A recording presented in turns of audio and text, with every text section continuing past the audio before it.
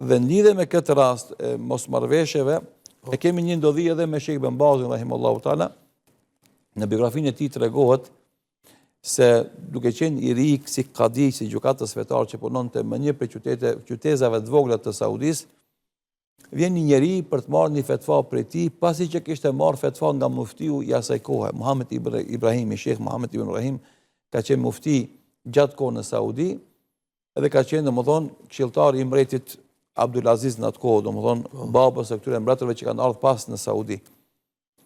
Ky jep fetva se ti njeriu do thotë e ka divorcu gruan e vet, edhe s'ka drejt me martu më, edhe kish shkon te Sheikh Ben Bazi rahimahullahu taala me lip fetva, po pa i tregu se ka marrë fetva para pakisht për një hoxhës. Edhe shkon te Sheikh Ben Bazi rahimahullahu taala ku ishte si kadi në qytetin, e kur e shef Sheikh Ben Bazi rahimahullahu taala thot ka dal tam drejt na, si mysafir jemi, e kjo ka qenë traditë e tij. Çdo kush që ka shku mysafir se ka lënë me dal prej zyrës së tij, prej shtëpisë së tij, pa i dhënë drejt ose darkë. Marrësi çfarë kohë i ka shku. Bujaria e tij ka qenë e dallueshme. Dhe mas i hanë drejt, thot, ordno që ki mesele, thot, kështu e kam mesele, thot, është mesele lehtë, edhe je përgjigje që mundet ta kthesh gruan tone. Edhe kjo bëhet si një çështje e një mosmarrëveshjes mes një hoxhe të ri dhe hoxhës vjetër. Realisht mes nxënësit edhe mësuesit. Edhe Sheikh Ben Bazi rahimahullahu taala shkon te mësuesi i tij, e thot e para, unë kërkoj falje se nuk e kam ditë që ti ke dhënë përgjigje ndryshe. E dyta, kjo është kombot kuptimi jam për meselen, edhe na duhet me pas tolerancë në mendime ndryshe që kemi. Dhe normalisht hoxha ka mirë kuptu faktikisht qëndrimin e tij edhe është e i kalu. Mirë po, ky muhabet është bërë pak i madh në atë kohë, flas para 60 viteve. Në qartë. Edhe mrin deri te mbreti Abdulaziz. Edhe thirr mbreti Abdulaziz, Sheikh Ben Bazi rahimahullahu taala i thot në pallatin mbretëror, edhe e këshillon, thot ti je hoxh i ri, nuk është mirë me dal kash i hoxhës vjetër, e me dhënë fetva të ndryshme, se ti e humb autoritetin atij, po edhe vetes, po edhe krijon domethënë mosmarrëveshje dhe udhëtit të besimtarët. E këshillon edhe e qorton bilumedin. Sheikh Bazi i thot rahimahullahu taala, thot me vend e ki, po ja tregon si ka ndodhur, se kam pas një jetin me kundërshtu hoxhën tem, se kam ditë se kam marrë përgjigje për dikujt. E kjo ndodh shpesh me hoxhallarët. Vjen një xhamat e vet, një hoxh, një pyetje, dhe jap përgjigjen ai. Ose nuk është i kënaqur me atë përgjigje, ose me qëllim, po nuk e di. Fitnexhi. Shkon te hoxha tjetër, edhe e pyet, njëjtën pyetje, edhe tenton me marr përgjigje të ndryshme. Edhe kur ta hapë kjo hoxha i dytë përgjigje ndryshe, atëra e përhapet. Që filan hoxha më ka dhënë kështu përgjigje, filan hoxha më ka dhënë kështu përgjigje. Domethënë janë më janë ujdi mes vete. Që normalisht është tentativë për me denegru dikam për hoxhallarëve ose me kriju fitnë dhe fesat të musliman që është praktikë e keqe. Ti mundesh me pyet për shembull disa ulema nëse s'flen zemrat e një përgjigje, ama nuk i drejt mi publiku tuti përgjigjet e kundërta, sidomos me atribu filanit edhe fistekut e me kriju edhe domethënë hidhrim mes tyre hoxhallarëve mes vete, po më e keqe se kjo është me i nda xhamatin tabore. Filani xhamati i këtij hoxhës, filani xhamati i atij hoxhës. Nëse kjo ka ndodhur domethënë në atë kohë dhe Sheikh Bazi ka treguar se unë se kam ditë se ai ka pyet edhe atë edhe mua, edhe se fetvaja jeme, përgjigjja jeme ka qenë e kundërt me përgjigjen e hoxhës ton dhe as qaru.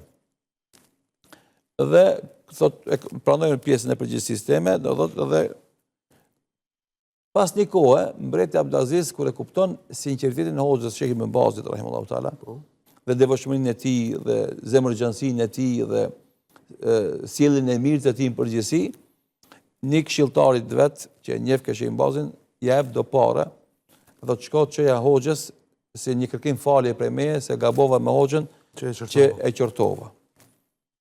Edhe shkon ky nga kryeqyteti domosdoshmë i Saudisë Riyadit në qytetin ku ka punuar atë hoxha, thotë e takova në xhami, ishte duke mësuar fëmijë, djem të ri. Thotë kur po, tha hajde mi se ka ardhur. Tha ku marr tham një selam ekipit mbretit se gabimin që ka bërë me ty don tash me e korrigjua dhe ta ka çuar një hedhje.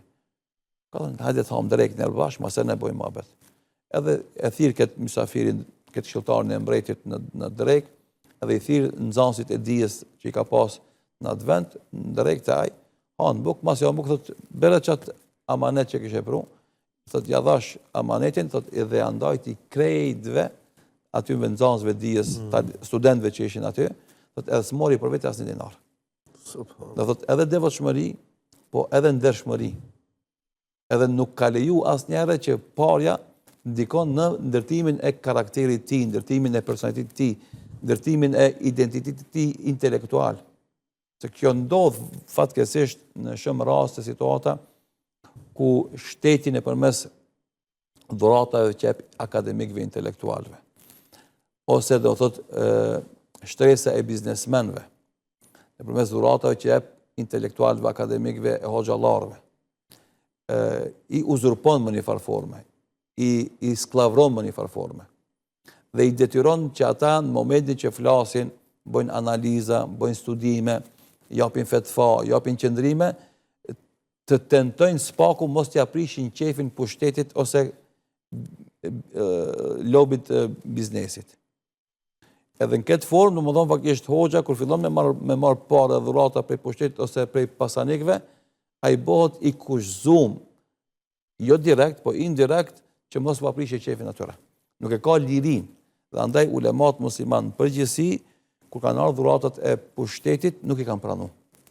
Ose nëse i kanë marrë, ja kanë dhonë tjerëve, që mos i lidhet zemra e tij me pasurinë, e pastaj të dëshiru pasurit tjetër me marrë hapet, me tentu me fitu zemrën, ose me hynë qef ati pushtetarit, ose ati biznesmenit, edhe të mendu se në këtë formë, a i ka me marrë Allah pare, edhe pse me këtë veprim, ose me këto qëndrime, ose me këto fjalë, a i thënë rregullat e fesë, ose i kundërshton rregullat e fesë, ose hup sinqeritetin e vetë, apo e hup atë që është gjithashtu shumë e rëndësishme, dëshirën e flakt me fitu kënaqësinë e Allahut dhul xhelal.